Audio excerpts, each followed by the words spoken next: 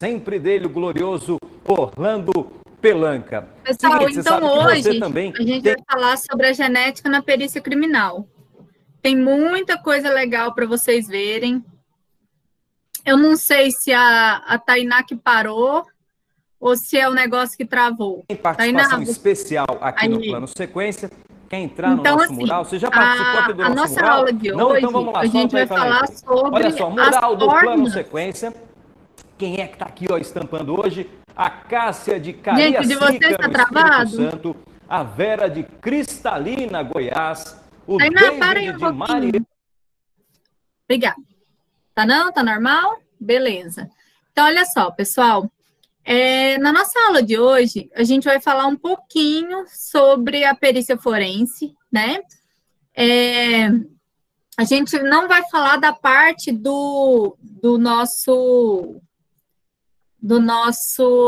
da parte jurídica, não, tá? Porque o Erlen me mandou, nosso colega aí de turma, nosso advogado, ele mandou um material topíssimo de perícia criminal da área jurídica. Aí, na aula que vem, eu mostro para vocês um pouquinho sobre isso. Por quê? Porque hoje a gente vai ficar na parte de genética mesmo. Então, assim, eu coloquei para vocês sabem que semana que vem é feriado de novo, né? Que a gente não tem aula, segunda-feira. Então, eu coloquei para vocês uns 5 vídeos na aula do dia 2 de novembro, que é finados, de curiosidade para vocês. Então, lá fala sobre teste de paternidade, lá fala sobre investigação criminal, sobre a função do perito, né? Lá fala um monte de coisas bem legais nesse dia. Eu deixei nesse dia para que vocês pudessem assistir, não é obrigatório e tal, mas para quem quer tentar, para quem quer visualizar, vai ser bem legal vocês assistirem. Tá lá no Moodle, na aula do dia 2 de novembro, tá? Que é o dia que a gente não tem aula. Eu acredito, pessoal, que a internet vai ficar super instável. Eu tô vendo aí que a galera acabou a energia, um povo tá sem internet. Se não cair a minha, tá beleza, que a gente grava, né? Agora, se cair, se alguém perder e quiser assistir à noite, me fala, a gente vai tentando, tá bom? A Tainá vai tentar colocar pra gente. O vídeo, ele é pequeno, vai chegar um ponto que eu vou pedir para desligar, mas qual que é a função, a princípio, que eu vou pedir para vocês? Vocês vão pegar um caderno, uma folha, e vocês vão anotar para mim. Durante o vídeo, vai aparecer várias coisas, vai aparecer um assassinato, vai aparecer o perito mostrando a área lá da Polícia Civil, onde eles fazem essa perícia. E aí, eu quero que vocês anotem para mim tudo que vocês acham que tem a ver com a genética. Então, por exemplo, mostrou lá sangue na ponta da faca. Você vai colocar para mim, tem como descobrir o DNA? Tal coisa, tal coisa. Você vai anotar para mim os indícios que aparecer nesse vídeo sobre o DNA, porque aí depois a gente vai ter um joguinho aqui, tá? Para a gente descobrir quem é o pai, quem é o assassino e tal. Então, essa parte agora eu vou precisar da Tainá para ela passar o vídeo para a gente, ele é pequenininho, e quando ele finalizar, a gente começa comigo de novo. Combinado? Vocês estão entendendo? Escreve para mim aí no chat se vocês estão entendendo. Sim? Então, por exemplo, apareceu lá, falou fluido, falou tal coisa, anota. Aí você fala, professora, minha internet caiu, eu não consegui. Você pode assistir hoje à noite, como você pode assistir depois e anotar da mesma forma, tá certo? Então, Tainá, passa um pouquinho essa parte desse mural aí pra gente, mais um pouquinho, vai passando.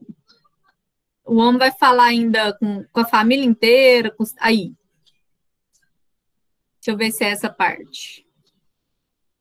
Você observa que o mato toma conta de mais da Não, metade esse é o do mato. Pode passar mais um pouquinho. Ele vai dar tchau para todo mundo. Isabela Nardoni, infelizmente, aquela garotinha que foi jogada do 6º andar de um prédio na zona norte de São Paulo. É só vocês procurarem a Tainá. Vocês têm que ir lá em pessoas e clicar em cima do da Tainá, certo? Tainá, pode começar. Uma morte mais recente também, que está aí nos noticiários. E em todos esses casos aqui, que a gente citou agora, a perícia forense teve um papel fundamental. A perícia forense, que é uma ciência usada na investigação de crimes, é o que a gente vai mostrar hoje para você aqui no Plano Sequência. São impressões digitais, vestígios de sangue, fios de cabelo, projéteis e outras evidências. Tudo isso que acontece numa cena de crime, que é registrado numa cena de crime, os peritos forenses trabalham em cima dessas evidências. É um trabalho fantástico. Eu e o Pelanca acompanhamos um dia com essa equipe da perícia forense e você vai ver agora aqui no nosso Plano Sequência. Eu sou Emerson Tchalian, comigo nas imagens ele, Orlando Pelanca, e esse é o Plano Sequência que já está no ar.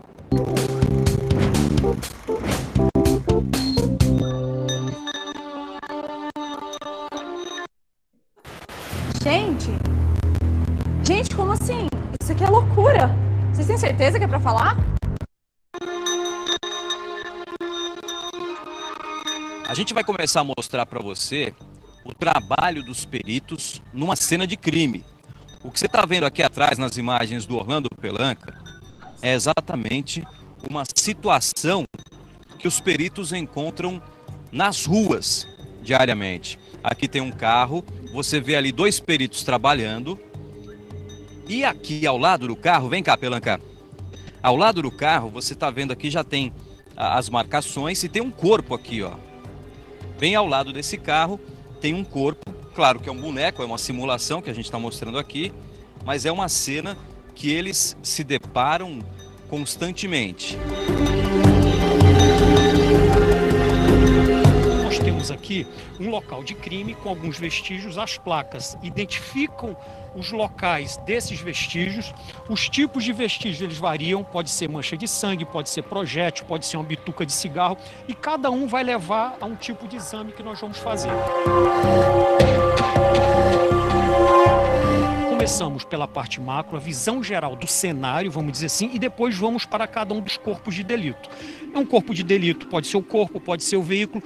Aí vamos a um exemplo do carro. Quando nós chegamos aqui, será que tem alguma digital do agressor, de alguma outra pessoa que nos interessa? Para o carro, a gente identificou algumas digitais.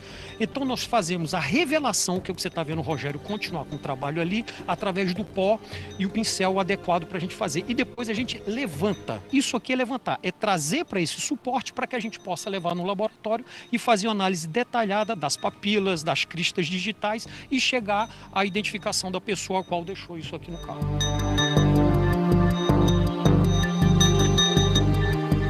Quando qualquer pessoa passa por um local, ele deixa um vestígio. Pode ser uma marca, como a gente acabou de ver, uma digital, pode ser uma pegada, e a gente também consegue identificar pela pegada, mas pode ser material biológico. Quando é material biológico, em primeiro lugar, eu peço desculpa por estar manuseando sem a luva, porque a gente está aqui na parte explicativa.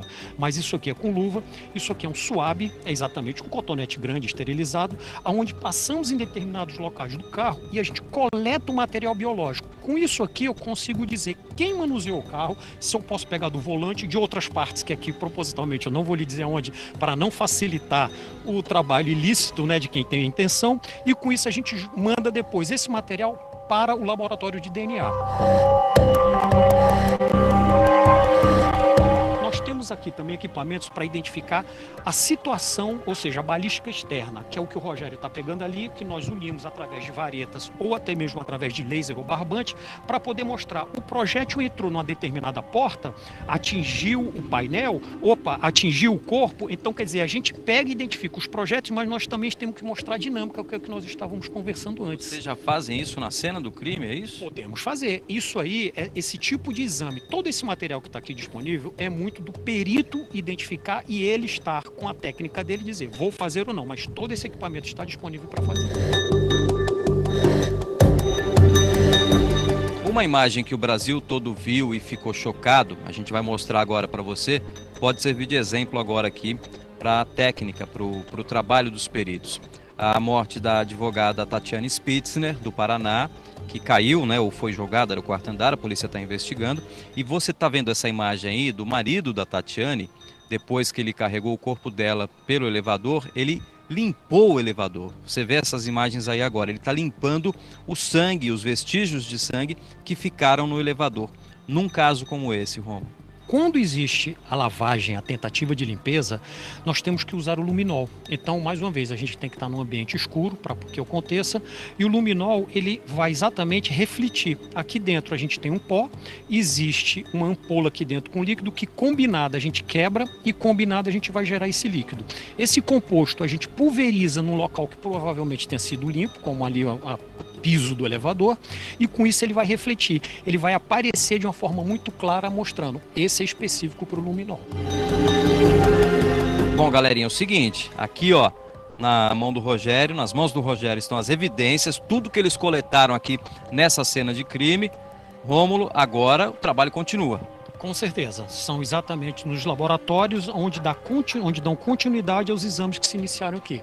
Dependendo do tipo, balístico, DNA, documentoscopia, informática, papiloscopia, é exatamente o que a gente vai levar e mostrar para vocês agora em seguida. Então vamos lá e você vai junto aqui no plano sequência, vamos lá.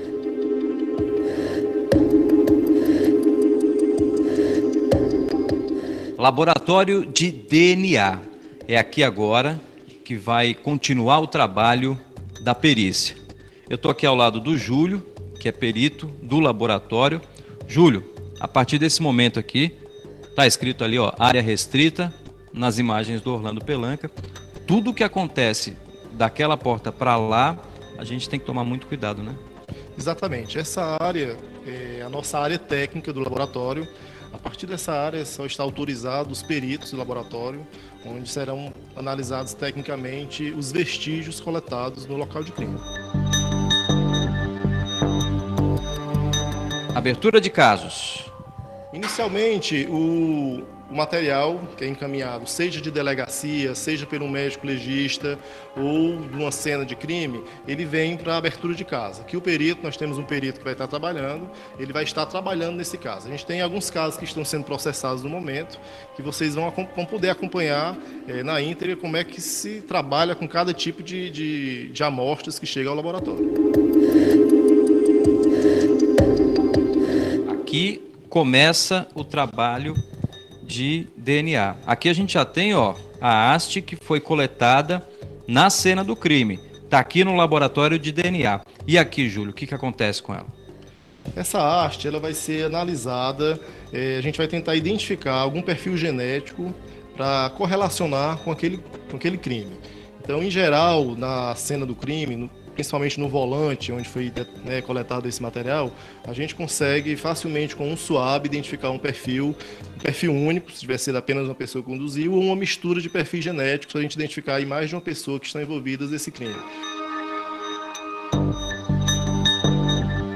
E aqui nesse laboratório, você vê, tem um outro perito aqui trabalhando também, com esse machado. Isso que você está vendo aqui não é simulação, né? Esse material, essa evidência, realmente é de um crime que aconteceu. Aqui a gente vai observar o perito, ele fez uma coleta no primeiro SWAB do local onde tem sangue aparente, que é o sangue da vítima, e ele tem um cabo, né, onde o agressor utilizou a arma. Então aqui nessa região que não tem sangue, a gente vai identificar o DNA do suspeito, e na parte lá do sangue, o sangue da vítima. Então essa arma a gente vai poder linkar o crime. A gente vai identificar o sangue da vítima e do suspeito. Qual que é a história dessa roupa aqui? Isso é uma veste que ela foi encaminhada junto ao nosso setor de medicina legal, onde os médicos eles fazem a coleta. Vocês podem observar que aqui vem as caixinhas onde é coletado o material vaginal da vítima e o material oral. Então, a gente tem uma amostra referência e o material da vítima. É um caso de estupro, onde a gente vai tentar identificar o material do suspeito, do agressor, nesse material. Tanto no SWAB vaginal coletado pelo médico, como na veste que ele foi encaminhado, que a vítima estava utilizando na hora do crime. como é que ela vai ser analisada? De que maneira vocês conseguem identificar ali o DNA? Na calcinha a gente vai recortar um fragmento nas manchas, né? A gente utiliza a luz específicas, com comprimento de ondas específico, a gente identifica a mancha, e nessa mancha a gente faz análise para tentar identificar o esperma, né? Ou o sangue da vítima, e tentar linkar mais uma vez a calcinha a uma vítima e a um agressor. Bom, gente, agora requer um pouquinho mais de cuidado aqui, não é, Júlio? De proteção até, porque aqui a gente vai mostrar, você consegue, Pelanca? Vem cá, ó. Aqui já tem ossada, não é? Ossada humana, claro, que também é analisada aqui, né? Exatamente. Esse é um caso onde nós temos, foi encontrado uma ossada, no caso, vários fragmentos de ossos, onde o perito do local encaminha esse material para a PFOS. Esse material vai para o setor de antropologia, onde os colegas da antropologia fazem análise desse material, e eles encaminham para a gente. Então, nesse caso em questão, ele é um caso onde nós temos vários fragmentos, né, vocês observam, e esses fragmentos nós vamos tentar identificar o perfil genético, se trata-se realmente só de um indivíduo ou de mais de um indivíduo. E a gente vai tentar traçar quantos indivíduos estão presentes nessas ossadas que foram encontradas e encaminhados no setor de antropologia. Então, a partir daí, a gente vai fazer a comparação com os familiares, né? Aqui já estamos no outro setor e já está aqui, ó, na mão do Júlio, a ponta daquela haste que tem a evidência lá do carro. E agora, Júlio? Bom, esse material, a ponta da haste, ele vai ser submetido a um processo de extração de DNA. Nós temos esse equipamento, que é um equipamento automatizado, onde ele vai utilizar uma técnica de extração, utilizando reagentes específicos, ele vai retirar o DNA que está presente nessa haste. Então nós vamos aqui colocar, que é a próxima etapa, e esse material ele vai para o equipamento onde vai ser realizado o processo de extração. 40 minutos depois, a amostra que saiu do nosso equipamento automatizado, com o DNA já extraído, ela vem para a etapa de amplificação. Aqui nós utilizamos kits específicos, que é exatamente a etapa mais cara do exame de DNA, onde esses kits eles amplificam exatamente a região em que a gente quer analisar do DNA humano, né? Então aqui a gente tem a capacidade de identificar pessoas e fazer comparações entre essas pessoas, inclusive entre famílias. Aqui ela já está utilizando a técnica de amplificação, onde ela vai utilizar o kit de amplificação e fazer com que aquele DNA presente naquele swab coletado do volante do carro seja amplificado a uma quantidade substancial de DNA para ele ir para a próxima etapa, que é o analisador genético, que é o nosso sequenciador. E agora, finalmente, depois de todo esse processo, vem a última etapa, né?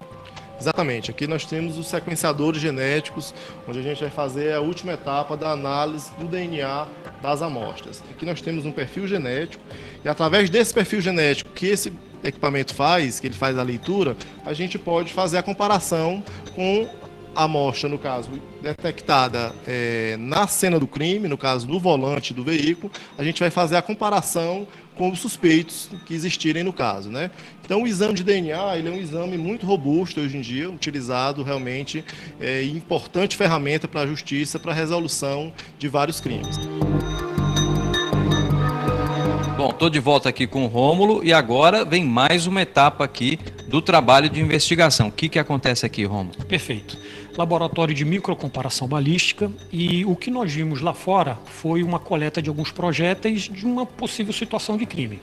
Então, aqueles projéteis são coletados no local ou são retirados do... Meninos, essa primeira parte foi a parte que mais interessa para a gente. Agora ele vem falar da questão da balística, né? Ele vai falar sobre cada projétil da bala, ele vai falar sobre cada segmento. Para a gente não é tão interessante, mas eles vão vir com a questão ainda do sangue. Então, assim, eu vou deixar passar, tá? Porque para a galera que quer fazer, talvez não quer ficar só na área da genética, né? O Erle, que é advogado, que está aí. Então, eu vou deixar passar essa parte, mas nessa da bala, não vai estar falando em si da genética, tá bom? Quando ela acaba, aí fala. Pode deixar, Tainá. Do corpo, aqui quando ocorre a necropsia, e a gente guarda esse projétil. Em outro momento, por acaso, a polícia civil ou militar detém um indivíduo com essa determinada arma. O projétil de uma arma ele é sempre menor do que a espessura, né, no caso o diâmetro do cano. Então ele sai arranhando. Aqueles arranhões do cano passam para o projétil. Então deteve a pessoa com essa arma, disparamos e coletamos um projétil daqui. O outro projétil veio de local de crime ou de dentro do corpo. Por favor, vamos aqui. Aí o que acontece? Quando nós chegamos com esses dois projéteis, um vindo da arma e outro vindo do corpo ou do local de crime, nós colocamos aqui no microcomparador balístico. Aqui é o Fernando Falcão, outro perito criminal da balística que está nos auxiliando nessa exposição. Se vocês podem perceber, Emerson, do lado esquerdo você tem um projétil lá no canto iluminando, tá? Do lado esquerdo é um projétil e do lado direito é um outro projétil. Ou seja, você tem dois focos num único equipamento onde você consegue analisar dois objetos. Nesse caso, dois projéteis, tá? E ele aqui na visão que ele está tendo, replica lá no computador, por favor, pode mostrar aí essa tela, é o que ele está vendo aqui dentro. Então significa que ele vai ver as coincidências ou não das ranhuras. Você me permite mostrar aqui na tela, por favor? É o seguinte, quando nós temos ela passando dentro do cano, ela ocorre essas microfissuras, esses micro-arranhões. Quando ocorre o casamento, como acontece aqui, significa que este projétil que veio do local, esse que foi obtido do cano da arma, daquela arma, são coincidentes. Ou seja, eu consigo provar materialmente, cientificamente, que aquele projétil foi disparado por essa arma. Não tem como você, através de testemunha, não fui eu, não foi essa arma. Não, a arma nós confirmamos. E é exatamente o que a microcomparação faz. Agora a gente já está caminhando para o final da investigação desse trabalho que a gente está mostrando aqui no plano sequência. Galera, agora voltamos para a nossa área. A papiloscopia é o local da impressão digital, né? Então, não entra tanto o material genético em si, mas vai entrar líquidos biológicos junto com esse material genético, né? Vai entrar toda essa parte de expressão, tá bom? Pode pôr, Tainá. E aqui a gente vai mostrar agora o trabalho do laboratório de papiloscopia, onde são examinadas as impressões digitais. Aqui também acontece um trabalho muito interessante. Vamos junto. Dá licença. Tudo bem? Está aqui o perito... Paulo Harrison. Paulo Harrison, internacional, não é, Harrison? Sim. Me fala uma coisa. Esse trabalho que vocês fazem aqui também é especificamente de impressão digital, é isso? Isso. Através da perícia forense e a nossa coordenadoria de identificação humana, né? A gente... No caso do laboratório, a gente recebe os vestígios, né, de local de crime, qualquer objeto, como também a coleta que é feita no local. E aqui a gente faz o processamento, todo em cima da impressão digital, né? No caso aí, impressão digital, a gente está tentando, além de materializar, né, também comprovar, tentar identificar a pessoa que deixou aquela impressão lá. E ela vai ter que se explicar depois por que a impressão está lá. A gente não está dizendo que foi aquela pessoa que praticou o ilícito, mas ela vai se explicar depois para a autoridade policial, no caso. E aqui, Harrison, você faz o quê? No primeiro momento, a gente faz uma análise visual da própria coleta, né? E tanto do objeto, a gente trabalha com métodos físicos e métodos químicos, né?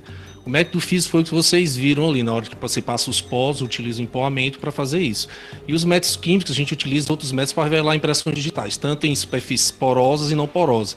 No caso da superfície porosa seria papel, uma madeira. Então a gente tem hoje condições de revelar impressão digital nessa superfície. E superfície não porosa, aí vai isopor, vai plástico, vai metal, aí a gente também consegue revelar impressão digital. Aqui é o sistema esse que a gente utiliza, né? Aqui eu já tenho a impressão digital do suspeito. Por exemplo, eu tenho 3 fragmentos, né? Vou usar um fragmento e vou gravar, né? E submeter a coleta. No caso aqui eu estou fazendo uma pesquisa no banco criminal. Esse cidadão aqui, né?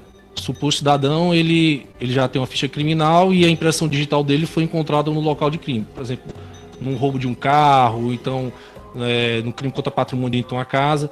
Então o EIS faz essa pesquisa no banco criminal que a gente tem. Lógico que nos filmes de CSI a gente 30 segundos, 40 segundos, pronto. Pronto, a nossa pesquisa durou 21 segundos, né? Lá no CSI, como tem que ser no filme, tem que ser na hora, mas aí a gente vai visualizar. Nesse caso aí, esse rapaz, ele tem 7 identificações criminais. Isso aqui já é um caso que a gente chama atenção, mas você vê, toda vez que ele era preso, ele usava um nome diferente. Você compra e parte do dinheiro volta pra você. Baixe agora. Super aplicativo Magalu. Resumindo, meu amigo, é o seguinte, não adianta você cometer algum crime, foi preso, você chega lá na delegacia, você muda o teu nome, fala que é João, José, é Maria, né, hoje em dia também, não vai ter erro. Chegou aqui no sistema, tá no banco de dados, a casa caiu, meu amigo, é isso. Agora, ainda aqui no laboratório de papiloscopia, mas um pouquinho dos bastidores, né? O que acontece aqui, o Harrison vai mostrar pra gente, quase não é mostrado na televisão, né? Sim, na verdade, não é muito divulgado não, apesar de hoje você ir no YouTube e fazer pesquisa, então você vê. Então, qual é a papiloscopia? É uma ciência fora do comum em relação a essa parte da identificação, é perfeito. A gente tem os pós-reveladores. São pós-regulares que a gente consegue fazer uma revelação digital. Eu vou pedir para tu colocar a tua mão aqui nesse? Então vamos lá, a mão inteira. Isso. Pronto, será que vai ficar alguma coisa aí? Certeza. Então a gente vai utilizar, como é um papel e ele é branco, então a gente utiliza um pó preto para fazer o contraste, né? Vamos ver aí se vai sair, ó. É que tá aí mesmo, hein? Tá dando para ver aí, Pelanca? Então aqui a gente está fazendo a revelação da tua impressão digital, né? No caso aqui a gente vai ter a impressão palmar, né? A palma da mão. A gente também consegue fazer, se tiver um suspeito, fazer o confronto com a palma da mão. E a gente também, além da palma da mão, a gente tem as impressões digitais no caso aí dos teus dedos. No caso a gente utilizou aqui o método físico para fazer a revelação em papel. A gente pode fazer também em relação a outra superfície. No caso aqui, na superfície não porosa, uma garrafa, vamos supor que a gente está simulando aqui um local de crime, que o cara bebeu na garrafa, chegou e atirou e matou o dono do bar. Aí a garçonete, não, ele pegou na garrafa lá, ninguém tocou na garrafa, ótimo. Então a gente vai utilizar o pó branco para tentar fazer a revelação de impressão digital aqui no caso da garrafa. No caso, a gente tem impressão digital revelada na garrafa. Isso a gente utilizou o pó branco, que é até produzido por nós, né? Numa superfície escura. Como a gente utilizou o pó preto aqui no exemplo já no papel para você ter uma ideia. Agora eu vou fazer a demonstração aqui utilizando o pó fluorescente. Depois a gente vai utilizar os filtros para vocês terem uma ideia, tá? Tudo isso que eu estou fazendo aqui é um método físico, tá?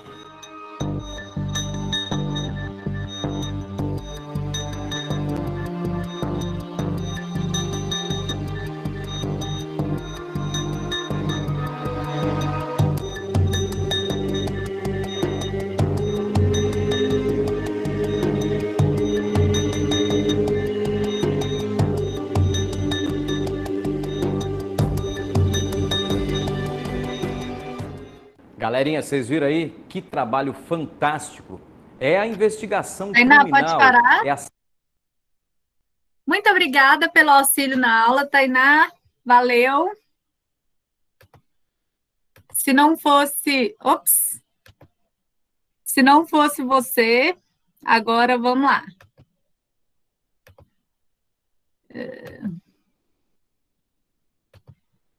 Vocês estão me vendo? Sim. Então, vamos lá. Pessoal, essa primeira parte era só para vocês entenderem. Esse vídeo já está lá, né? Ele já está lá. Tainá, me ensina, porque à noite eu tenho que dar aula. Ele está lá já na aula de hoje, tá? Dá para vocês visualizarem que tem muita coisa legal, assim, que dá para ser feito, mas o principal, que vocês sabem que a genética, a base inteira da genética é o DNA, e tudo a gente tem em si o DNA, né? Vocês vão ver, lá na plataforma eu coloquei para vocês uns vídeos, tem uns lá que a moça explica, ela vai tirando, né? Ela fala, esse cabelo, dá para descobrir? Aí ela olha se tem a raizinha do cabelo, e não tem a raiz. Aí ela fala, não, esse aqui não vai dar porque não tem a raiz e o cabelo tá quebradiço, eu não vou descobrir quem é. Mas ele vai tentando, né, descobrir cada um daquelas pessoas que passaram por ali, por aquele crime, eles vão tentando descobrir cada um. Esse laboratório aí que eles mostraram não é ruim. Vocês viram que estava até organizadinho, pequeno e tal. Mas, em vista do CSI, que é aquela coisa azul brilhante, enorme, né? Que tem, em um segundo, já sai até o endereço da vítima. Aquilo ali é interessante. No Brasil, dá para fazer isso? Dá. Só porque, normalmente, são aquelas pessoas que já são, né, fichados. São aqueles cara que já roubaram, já tem a impressão digital no banco de dados, aquele que já foi retirado o DNA, é muito mais fácil. O único banco que a gente está tendo hoje de digital é o da votação, né? É o do TRE, mas mesmo assim, eu não sei. Werley, eu acho que você pode me responder melhor. Você acha que a polícia usa ou não? É só para votação? Não sei se o Werley está aí ainda, mas, assim, não é do meu conhecimento se um tem acesso ao outro, mas eu sei que somente essa parte digital é do TRE, né, que a gente vai votar e colocava digital, eles fizeram isso esses três últimos anos, a biometria, né, mas nos outros lugares não tem. Então, normalmente, quando vai se falar sobre perícia criminal, aí você pergunta, professora, mas o farmacêutico pode? O biomédico pode? O médico veterinário pode? Sim. Todas essas áreas de vocês podem, tá? Só que a gente tem várias áreas lá dentro. Tem a área química, a gente tem a área biológica, a gente tem a área física, por isso que quando abre a perícia, ele abre lá para físico, para químico. Vocês conhecem o Getúlio, né? Que é o coordenador da farmácia atual? Vocês conhecem? A galera da farmácia, eu acredito que já conheça. A esposa do Getúlio é uma perita, ela era professora na Fama, eles formaram na UEG, ela e ele. A gente formou junto em 2007, 2006 que a gente formou.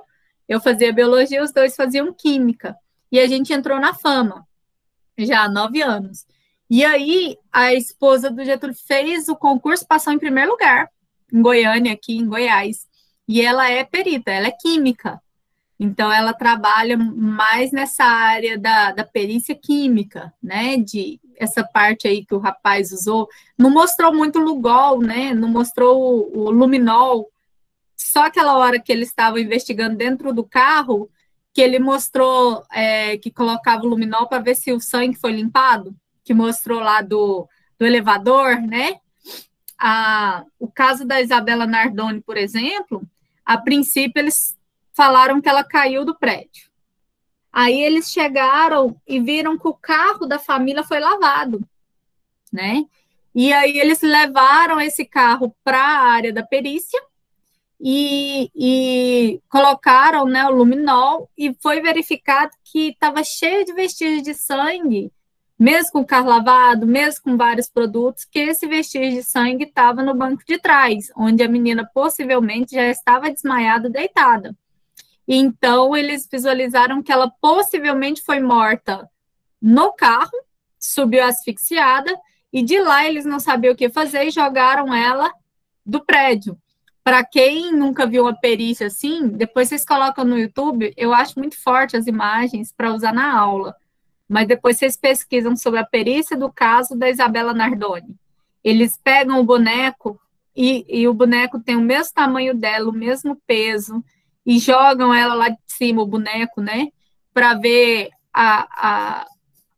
o que quebraria, o que aconteceria quando esse boneco cai, para ver se ela foi realmente asfixiada, se ela morreu antes ou se ela morreu depois. Então, assim, é bem interessante para quem mexe, para quem quer trabalhar nessa área. A Maria Eduarda perguntou assim, a curiosidade é como eles conseguem chegar até a pessoa, porque são tantas. Como eles chegam? Se a pessoa, por exemplo, não tiver passagem. Na verdade, Eduarda, eles vão atrás de alguém, né? Eles vão tentar pessoas que passaram, pessoas que tiveram contato com a vítima, pessoas suspeitas, né? Eles vão tentar chegar próximo.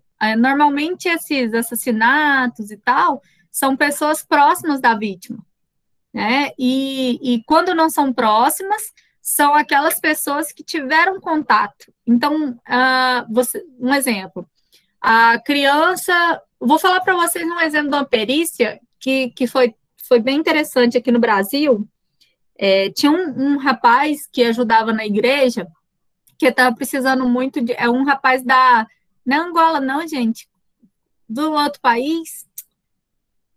O rapaz que veio do outro país, que eu esqueci o nome do país, veio aqui para o Brasil, e ele estava precisando de emprego. E aí, o padre arrumou algumas casas para ele capinar e auxiliar. E uma dessas casas tinha uma criança nessa casa.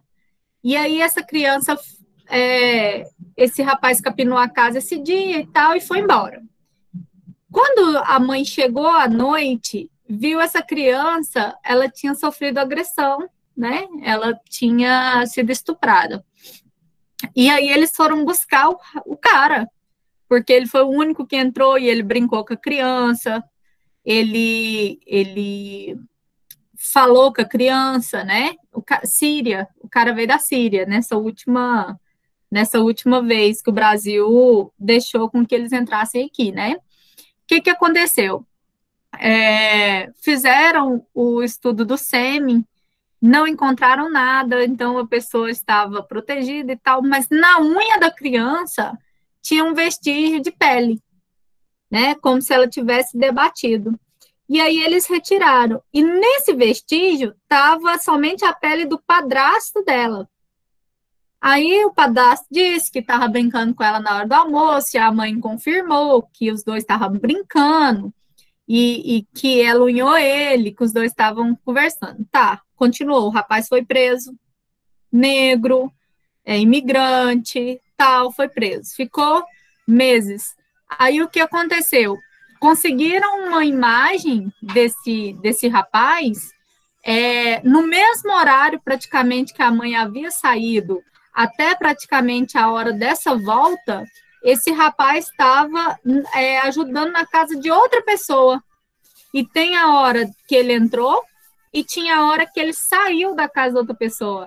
Então, não tinha como ser ele, porque a mãe ela se ausentou aquele horário e ela voltou no outro horário, o cara não estava lá, ele estava trabalhando na casa de outra pessoa.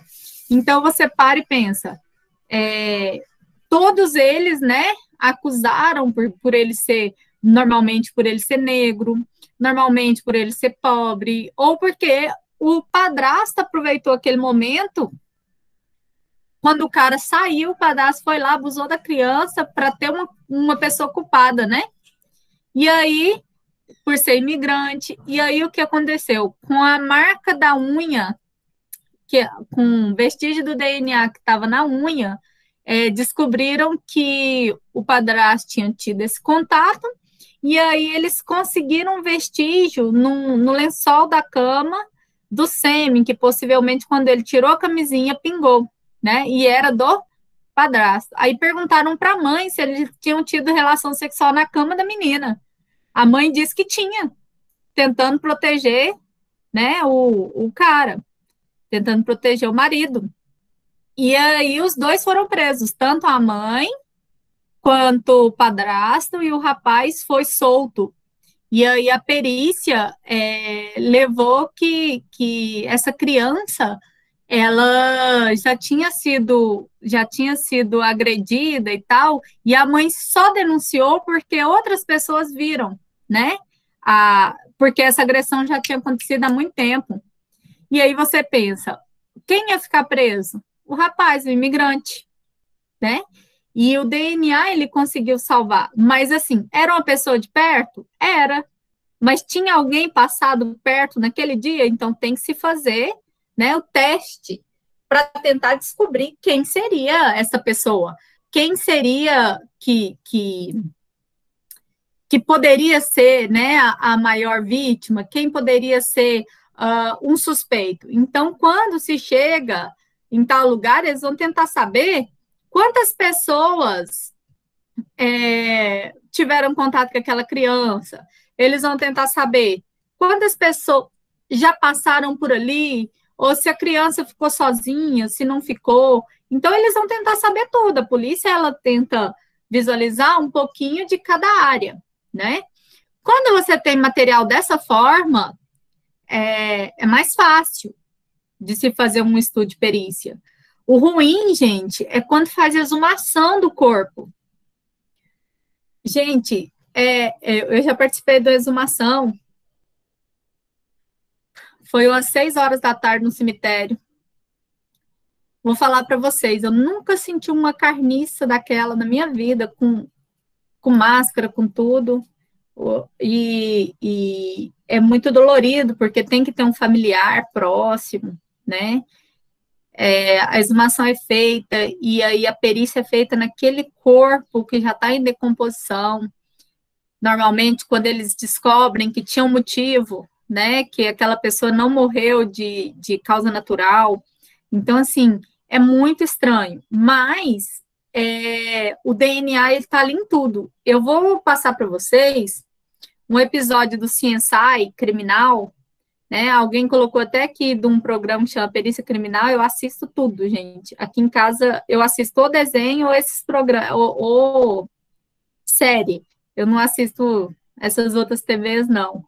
E aí, assim, se vocês verem eu vou passar esse episódio, se alguém tiver no feriado sem fazer nada.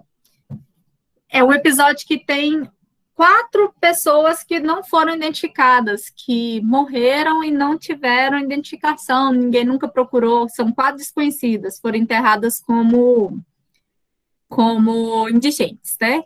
E aí, esse episódio é super interessante, fala de arcária dentária e tal. E aí eu vou passar para vocês, tem ele no YouTube, eu vi ontem, para vocês assistirem. Quem gosta, né, do programa, é super interessante. Mas vamos lá.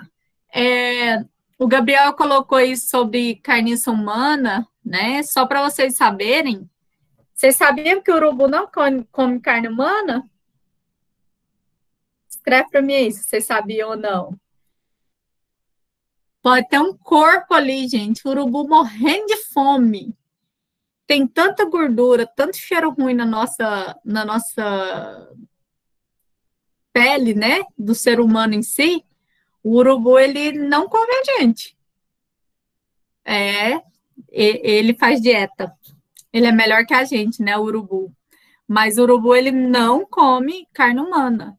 Por quê? Porque a carne humana é suja, né? Ela fica fétida, ela tem maior quantidade de gordura.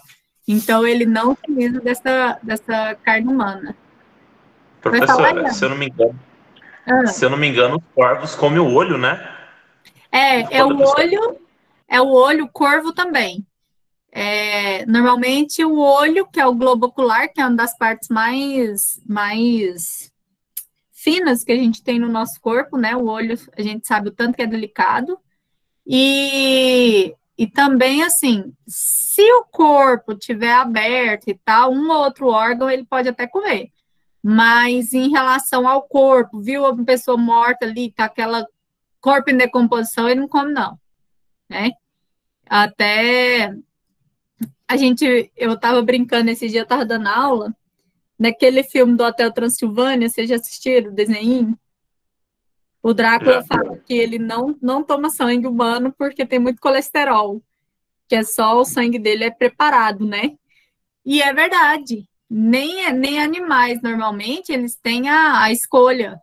Eles não se alimentam normalmente do ser humano, né? Que nossa pele, nossa parte orgânica, ela apodrece rápido, né? Então, assim, essa parte, ela é muito interessante, mas eu queria agora que vocês lembrassem, vocês viram lá do SWAB, né? Onde foi passado o processo de extração da ponta da haste daquele cotonete. Quando se fez a retirada, saiu em um papel, a gente chama aquilo ali de gráficos, né? Saiu ali, a gente chama de cromatografia gasosa.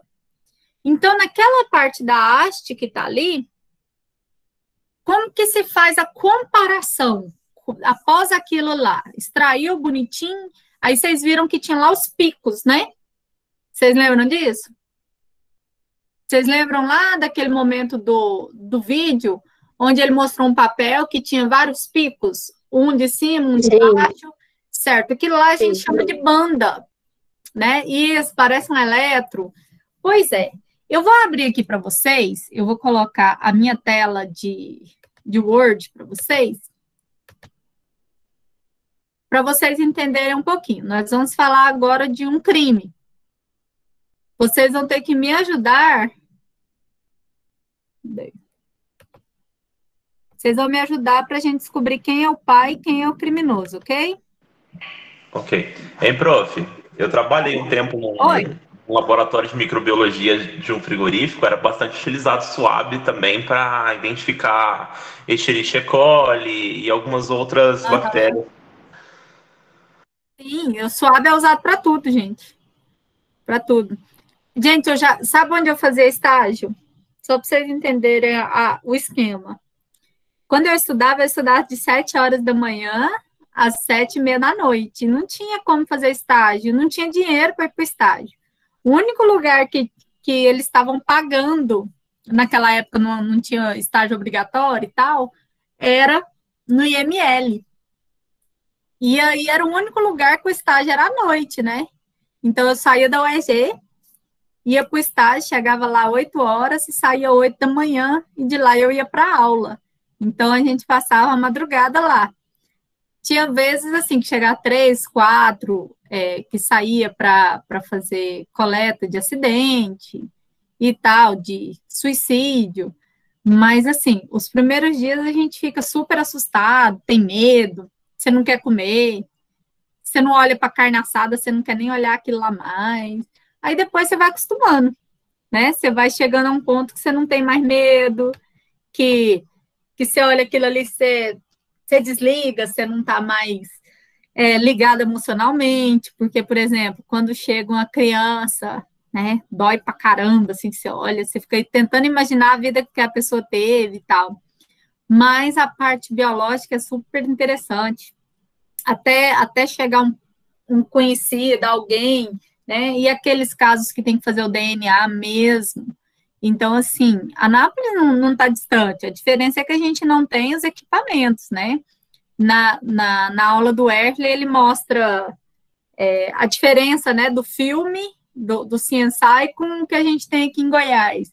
Na próxima eu mostro para vocês só algumas imagens. Então, vamos lá, vamos entender. Vocês estão vendo minha tela aqui?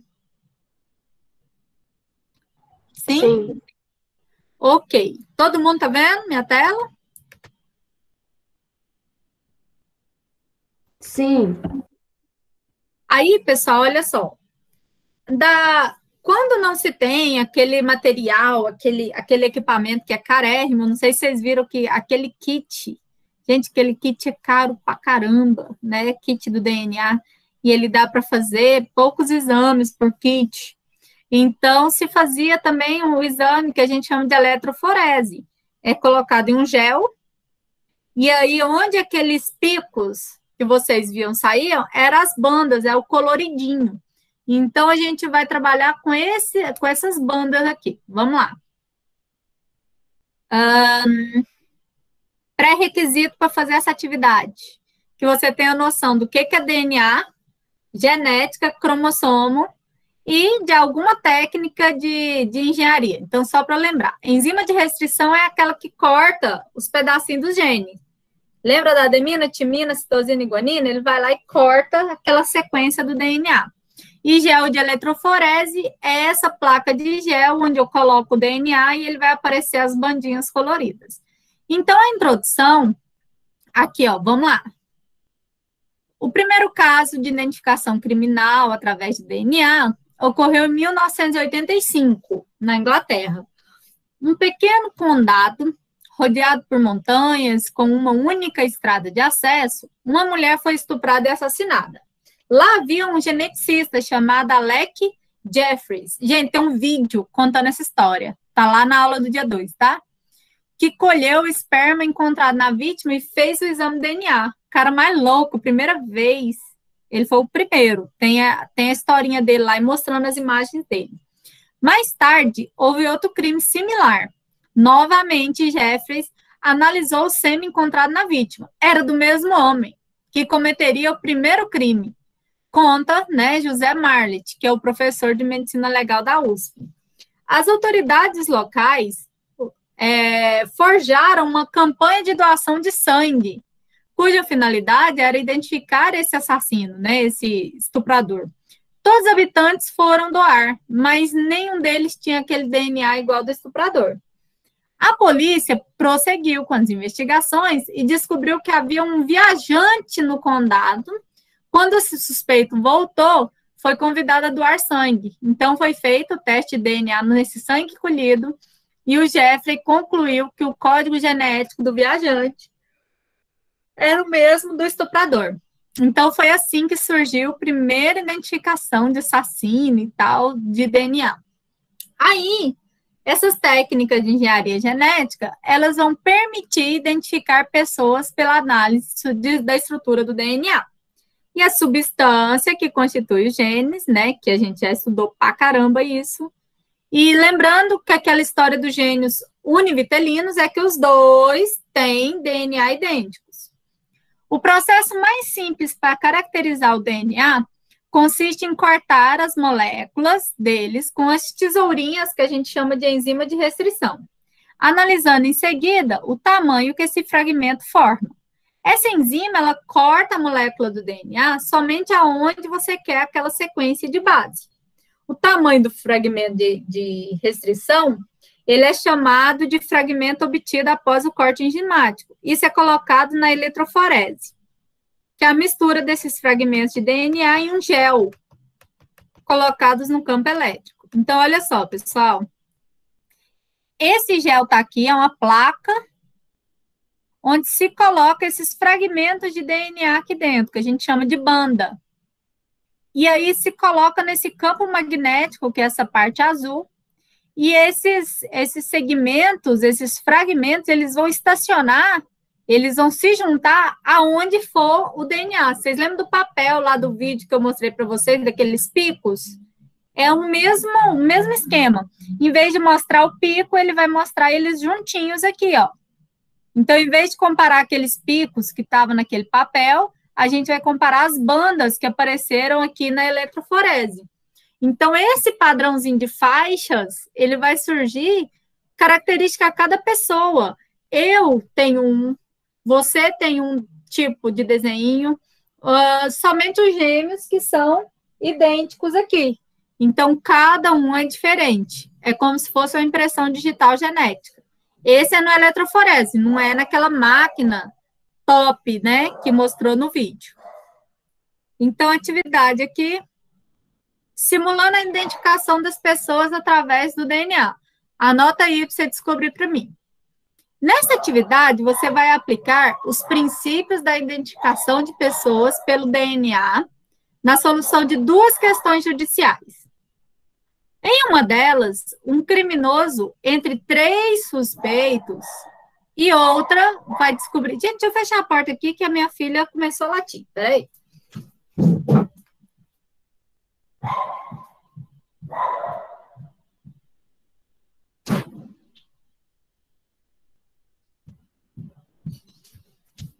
Ela odeia o povo do iFood, gente.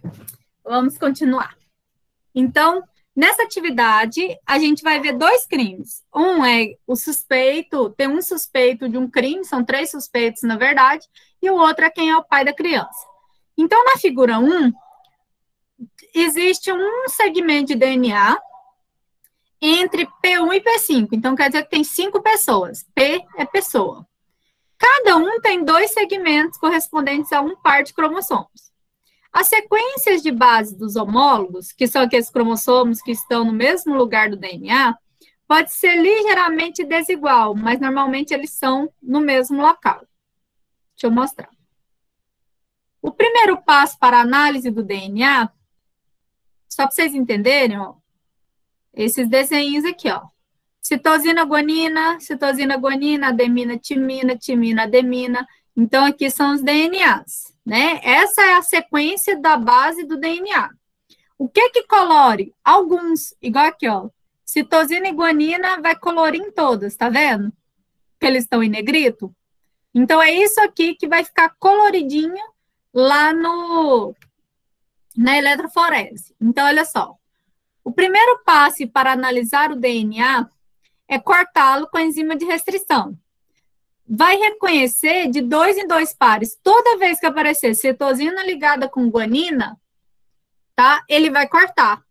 E aí, é para você localizar 2 segmentos desse DNA toda vez que aparecer citosina e guanina.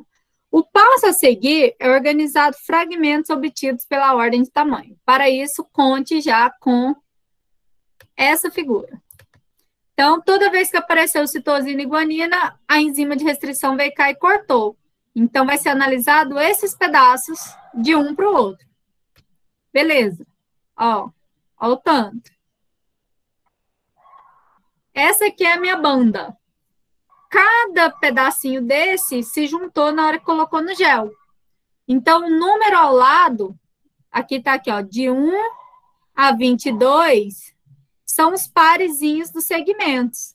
E os coloridinhos que tá aqui é aqueles fragmentos, né, que coloriram, que se juntaram. Então, é esse pedacinho que juntou que seria os picos naquele papel do vídeo. Então, é esses coloridinhos que eu vou comparar com dos outros. Então, vamos lá na primeira questão. Quem é o criminoso? Restos de pele encontrados sobre a unha de uma pessoa assassinada foram submetidos ao teste de DNA, revelando um padrão eletroforético, P5. Então, P5 aqui é a vítima, certo? 3 pessoas, o P1, o P2 e o P3 são suspeitas desse crime. Qual delas é a provável culpada? Vamos lá.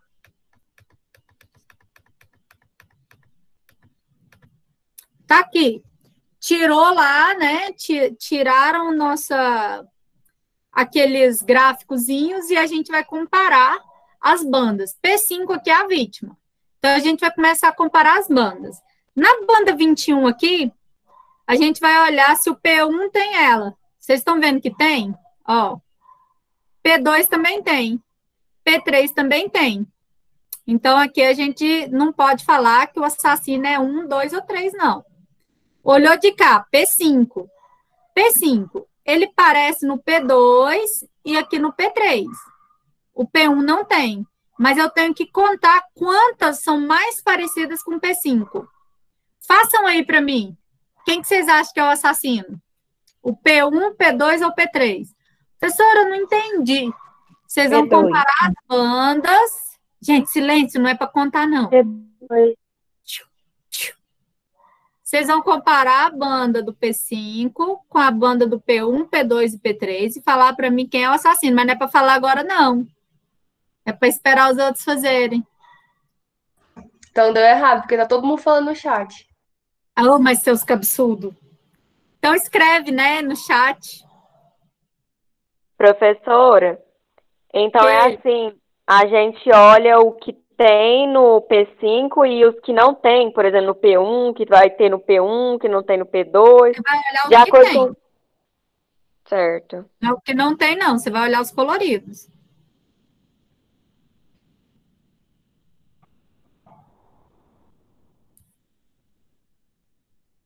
Todo mundo já está escrevendo aqui, né, seus cabeçudos? Porque vocês são muito eficientes. Então, já que vocês já falaram quem é, vamos entender o porquê? Vamos lá, vamos contar. Mas eu não entendi, professora. Então, vamos lá, dona Carmen, só vai entender agora. P5 aqui é a vítima que foi assassinada, certo? Esse é o DNA que foi encontrado na vítima que foi assassinada, que é de um dos 3 suspeitos. O que está de cinza aqui é de um dos 3 suspeitos. É o DNA que foi encontrado. Então, a gente vai tentar comparar com 1, com 2 ou com 3 para saber. Então, eu vou olhar qual é coloridinho do 1, do 2 e do 3 que vai ser mais próximo ao P5. Então, eu olhei aqui, o cinza está colorido. O P1, P2 e P3 no 21 aqui está colorido também. Então, poderia ser qualquer um dos 3. Vamos para o 19. Está colorido aqui. Está colorido no P2 e no P3. O 1 já não tem. Vamos continuar. No P5 aqui do 18, está colorido também no P2 e no P3. Até então, só o P1 que não está tendo, mas o P2 e o P3 está igualzinho. Vamos aqui para a linha 17. O P5 está muito próximo aqui do P2, já não apareceu aqui, ó, no P3 e no P1. Então, o 2 já tem um a mais, mas não quer dizer que seja ele. Vamos lá. P5 aqui ficou muito próximo do P1 e o P2, mas olha só, a quantidade que foi diferente, né? E a quantidade que foi igual. Então, a gente já tem aqui 1, 2, 3, 4, 5 iguais do P5, 2 igual do P1 e só 3 igual do P3. Então, o P2 ainda está mais próximo. Desceu. Aqui na linha 12. Qual que está próximo? P2 e o P3. Continua ainda. Então, a gente já sabe que o P1 não é. Na linha 10, eu vou olhar aqui o desenho. Pode ser P1, P2 ou P3. Continua ainda embatido.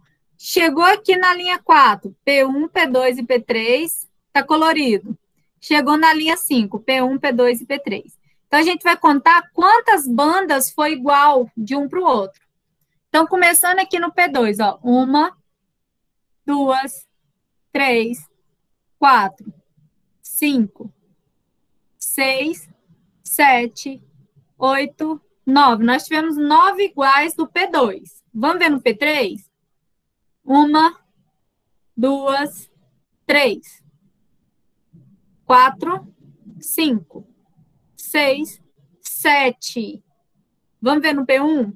1, 2, 3, 4, 5. Então, nós tivemos 5 idênticos no P1, nós tivemos 7 idênticos no P3 e nós tivemos 9 idênticos no P2. Então, quem é o assassino? P2. Vocês já tinham visto isso. Deu para entender, dona Carmilda? Eu vou olhar, então, qual é o mais próximo aqui do meu assassino. Então, P2 é o DNA que foi encontrado aqui na vítima, no dia que essa pessoa morreu. Deu para entender? Galera, entendeu? Geral? Professora, por que no P4 não aparece nada? Porque o P4 não entrou nessa atividade, não. Aqui fala só, ó. Aqui, ó. Espera. Aqui fala, ó, P1, P2, P3 e P5. Viu tanto que é importante interpretar o exercício? Ele não falou do P4, né? Agora nós vamos para outra questão. Aí vai entrar isso, ó. Professora. Uma criança apareceu com 2 pais. O pai, P1 e P2. E a criança é o P4. E a mulher é o P3. Anotaram aí para mim? Vamos lá. P1 e P2 são os pais da criança, os possíveis pais. Anota aí. P1 e P2 são os pais. P3 é a mãe. E P4 é a criança. Todo mundo anotou? P1 e P2 são os pais, P3 é a mãe, P4 é a criança. Agora já muda, eu não vou contar quantos tem igualzinho. Porque você lembra que um gene vem da mãe, um gene vem do pai? Se tiver idêntico à mãe, vem da mãe. Se não tiver, tem que vir de um do pai. Então, é isso que a gente vai observar agora. Vamos lá. Vamos descobrir quem é o pai dessa criança. Então, ó, P1 e P2 são os possíveis pais. P3 é a mãe, que é o aqui, e P4 é a criança. Então, a gente vai começar, certo? Eu falei certo? P4 é a criança, certo. A gente vai começar, então, a fazer o estudo disso. Vamos começar aqui pelo da criança. Ela tem que ser igual à mãe e igual a um pai. Mas não necessariamente, se for igual da mãe, tem que ser igual do pai aqui. Vamos lá. P4, a gente olhou o primeiro. Compartilhou com o da mãe, compartilhou com esse cara aqui do P2. Então, o P2 já tem um aqui, mas pode ser da mãe. Esse P4 aqui, compartilhou aqui com o P3 da mãe, compartilhou também com o P2 aqui desse primeiro pai. Então, esse P2 aqui, ele já tem 2 compartilhados, mas que pode ser da mãe também. Beleza. Chegamos aqui na linha 15. O filho compartilha com a mãe? Não, quer dizer que o DNA tem que vir de um dos pais. Pode ser o P1, como pode ser o P2. Ó, não tem o da mãe, mas pode ser esse, como pode ser esse. Lembrando que o P2 já compartilhou 4 partes aqui, e o P1 compartilhou 2. Esse aqui, compartilhou com a mãe? Compartilhou. Pode compartilhar com o pai também, mas aqui é só o P1 que apareceu compartilhando.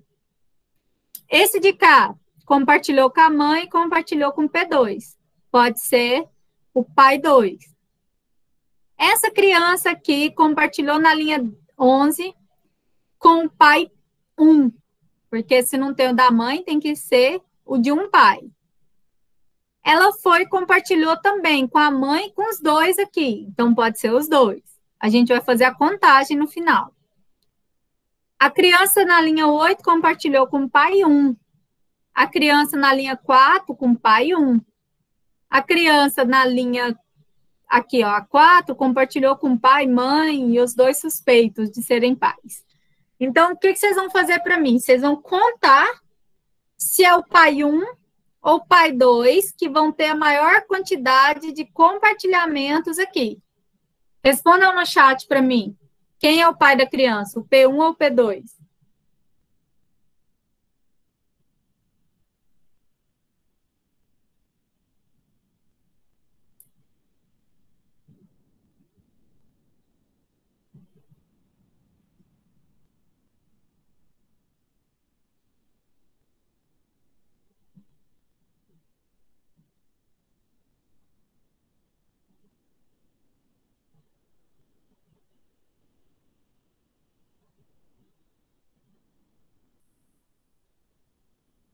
Pronto?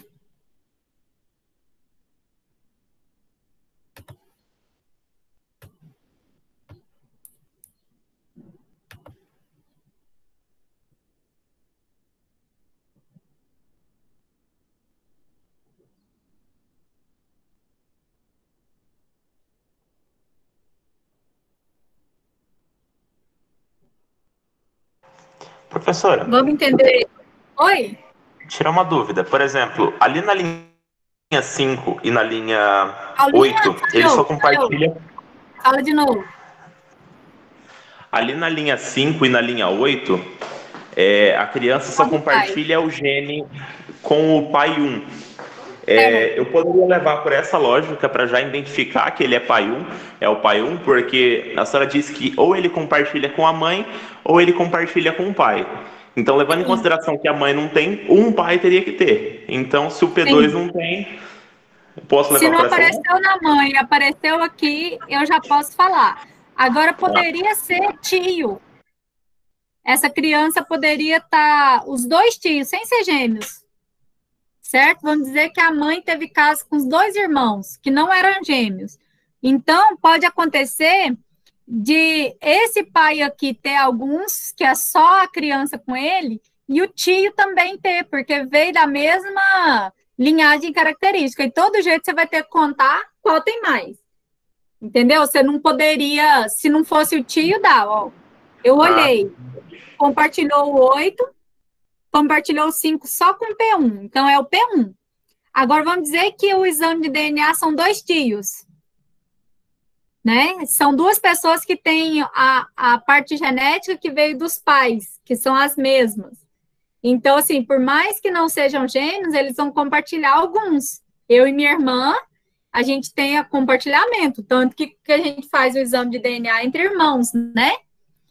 Então, você vai ver aqui que, nesse caso, estaria facinho de olhar. É o pai 1. Mas se fosse tio e pai aqui, ó, aí você teria que contar quantos tem mais. Então, vamos contar, ó. 1. Aqui. Na verdade, é aqui, né? Passei. 1, 2, 3, 4, 5, 6, 7, 8. Teve 8 compartilhamentos aqui com a criança, né?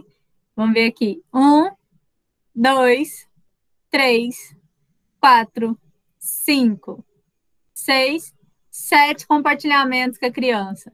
E a mãe, 1, 2, 3, 4, 5, 6, 7 compartilhamentos com a criança. Tem exame que a mãe ainda, às vezes descobre que a mãe não é mãe, viu? Que foi trocar na maternidade e tal. Agora pode dar notícias para o pai, né? Felicidade para o papai. Tem um dos vídeos que eu coloco para vocês lá, o do Ratinho. Aquela música do Parabéns para o Papai. Tá lá na aula do dia 2. Mas tá dando para entender, gente? Todo mundo conseguiu entender como que faz? Sim. Na eletroforese, então, é desse jeitinho, ó. Isso aqui é a imagem que não é real, mas essa aqui é real, ó. Peraí. Aqui, ó. Então, é comparado as bandinhas. Desse jeitinho que vocês compararam agora, tá? O exame é feito desse jeito aqui, chamado técnica de eletroforese. Aquele que vocês viram no vídeo, ele não é a técnica de eletroforese em si. Aqui, ó, vocês estão vendo minha tela?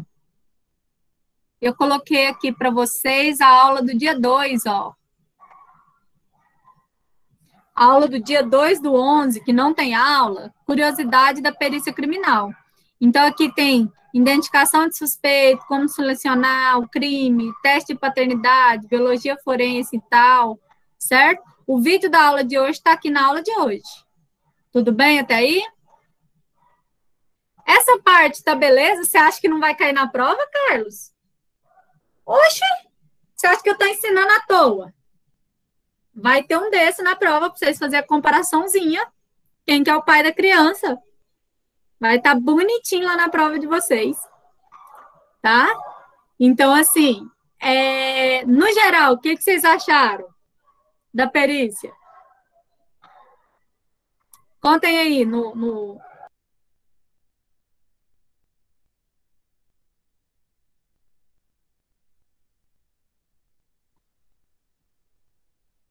Vocês viram que todos vocês podem. O negócio é começar a estudar. Salário básico aí dos 12 aos 18 mil e tal. Não é complicado não, sei. O negócio é que é a primeira vez. Agora, quando você começa a estudar, você fica, assim, deslumbrado, né? Eu vou colocar para vocês o vídeo do CSI para vocês assistirem esse episódio. Das desconhecidas, das 4 vítimas desconhecidas. É super legal para vocês verem, né? Que fala também da arcária dentária e tal. Certo? Beleza até aí? Então, olha só, outra coisa que eu queria mostrar para vocês. Aula passada, a gente combinou que eu passaria o trabalho da segunda VA já agora, para que vocês não tivessem muita coisa de uma vez na semana de prova. Então, eu já passei para vocês. Está aqui, ó, na aula da semana passada. Está aqui, ó. Aula do dia 22/10. Está aqui o trabalho.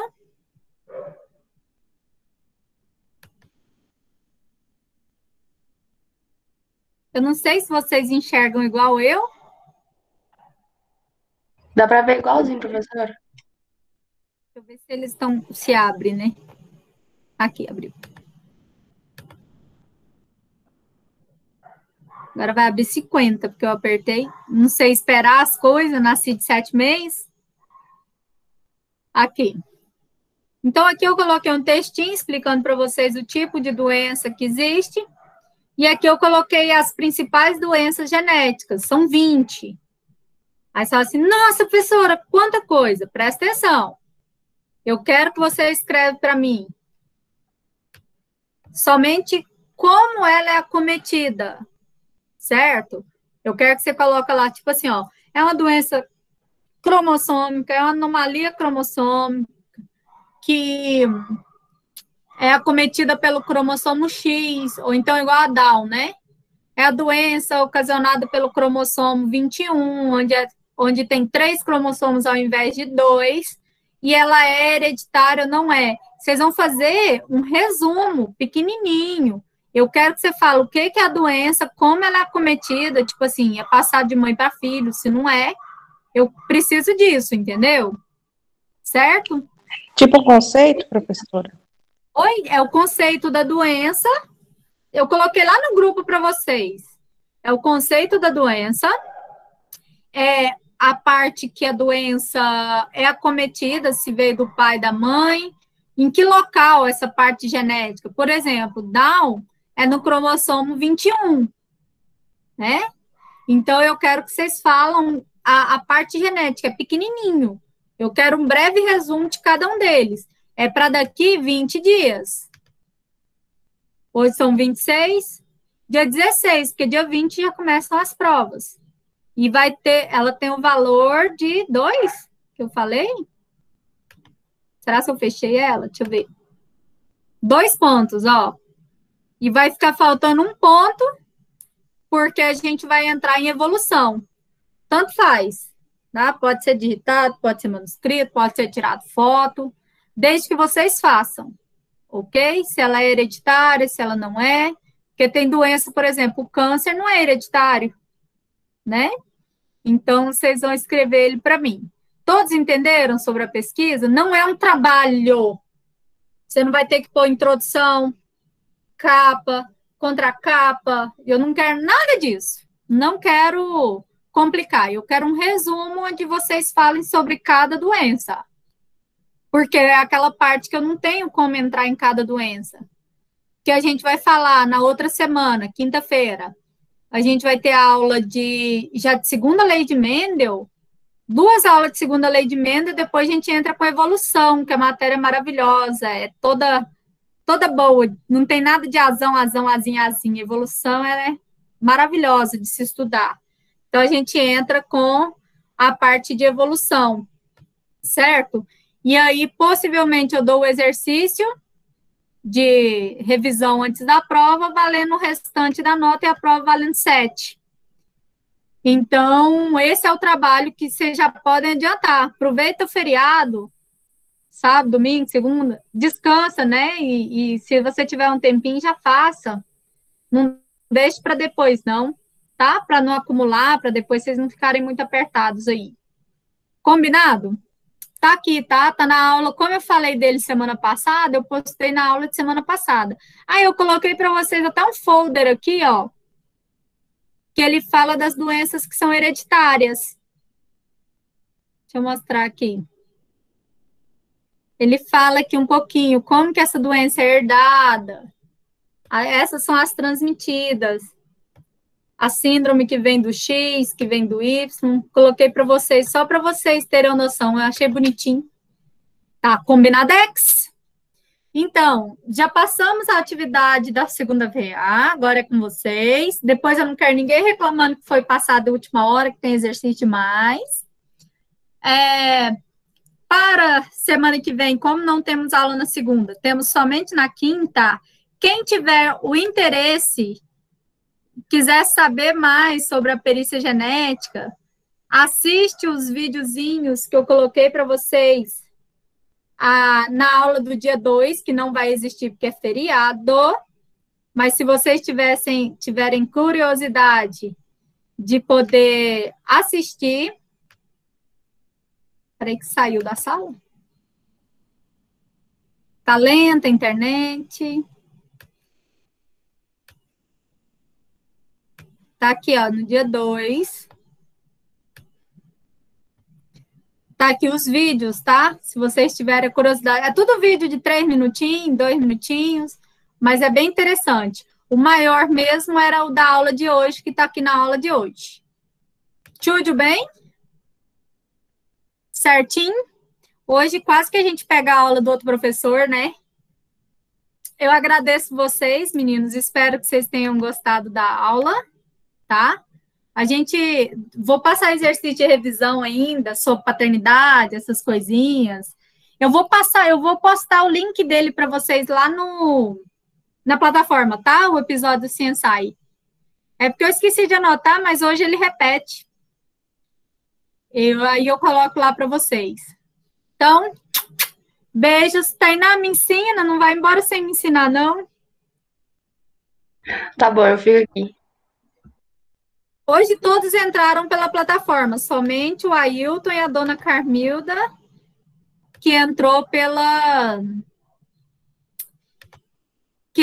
link.